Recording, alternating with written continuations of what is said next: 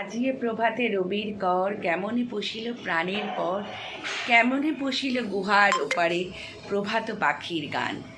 আজকে সকালটা এইভাবেই শুরু করলাম, আজকের ব্লগটাও এইভাবেই শুরু করলাম। তোমরা সবাই কেমন আছো? আশা করি ভালো আছো। আবার একটা নতুন কিছু গল্প নিয়ে সে জন্য চলে এলাম। তোমাদের কেমন লাগে সবাই কিন্তু জানিও। আশা করি তোমাদের সবার খুব খুব ভালো লাগবে। আর তার সাথে সাথে তোমাদেরগুলোও আমার খুব ভালো লাগে। তোমাদের এত সুন্দর আমার পাশে থাকা, আমাকে এইভাবে সাপোর্ট করা, সব মিলিয়ে ধন্যবাদ দিয়ে কি আর বন্ধুদেরকে ছোট করা যায়? কখনো না।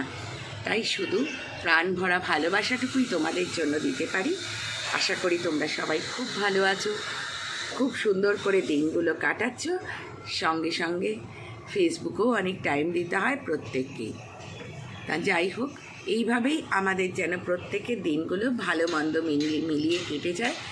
ভালোটাই রোজ হবে এমনটা তো নয়, হয়তো একটু মন্দও হতে পারে।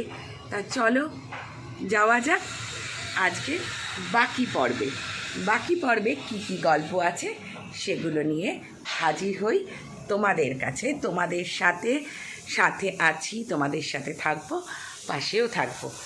তাই সেই রান্নাঘর থেকেই আবার শুরু।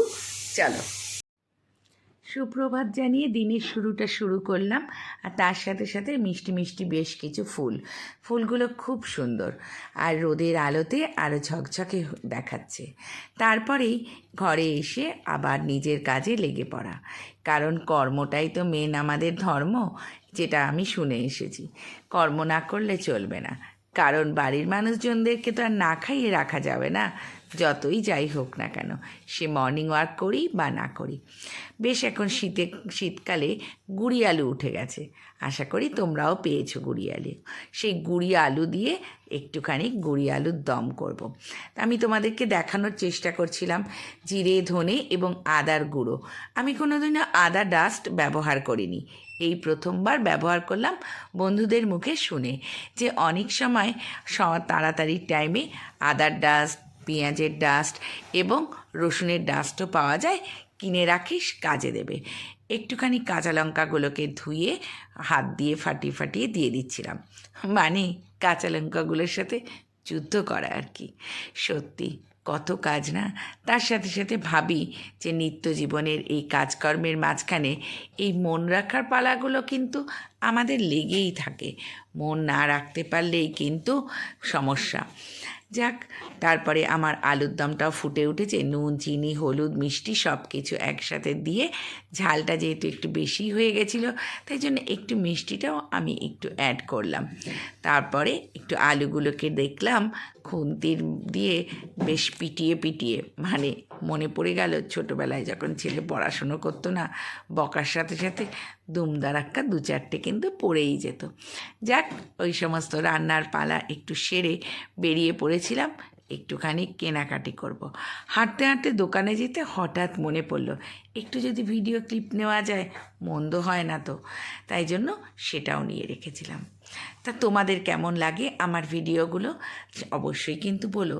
লাইক, কমেন্ট, শেয়ার করে একটু আমার পাশে থেকো, হাতটা কিন্তু ছেড়ে দিও না। ভুল ত্রুটি মার্জনা করে নিও। হয়তো সব সময় সব কিছু করে উঠতে পারি না, যদি কারোকে আমি কখনো, অনেক সময় হয় অনেক বন্ধুরা হয়তো আমাকে কমেন্টস করেছে, কিন্তু আমি হয়তো কোনো কমেন্টসের রিপ্লাই বা তাকে হয়তো করতে পারিনি।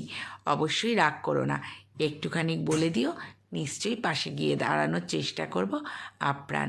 ভালোবাসা সব বন্ধুদের জন্য, সব ছোটদের জন্য, বড়দের জন্য রইল আমার শ্রদ্ধা। এবার চলে এলাম সন্ধ্যের পর্ব নিয়ে। সন্ধেবেলা বেশ একটু খিদে পেয়েছে, তাই ভাবলাম কি করব, একটুখানি চিড়ের পোলাও করে নিই। ছোটোবেলায় মায়ের কাছে এটাই দেখতাম, টিফিনে দিত, এবং বড় হয়েও এই রান্নাটা খেতে আমি ভীষণ ভালোবাসি।